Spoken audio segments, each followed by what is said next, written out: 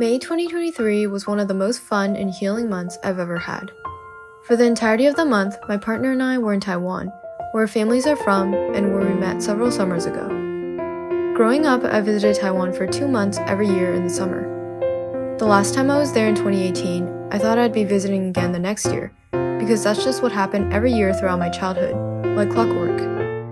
Every single trip ended with me and my extended family exchanging "see you next year's."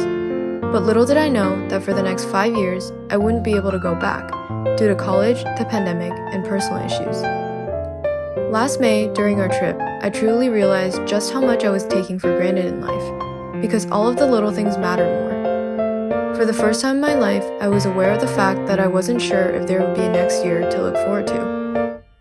The repetitive and clockwork summer vacation routine from my childhood is no longer sustainable as an adult, with responsibilities and financials serving as a solemn reminder of how we can't just take 2-month-long vacations at a time anymore. Suddenly, every bowl of beef noodle soup was special, every boba drink we bought was cherished, and every sight on the streets of Taiwan was worthy to be captured.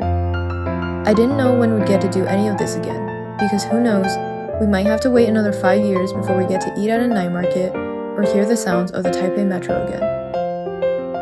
So I wanted to be sure to capture as many memories as I could, and the result is a series of over 20 vlogs that I'm calling the Taiwan Diaries. I'm really happy with how it turned out, and I'm so excited to share it. I hope you stick around for it.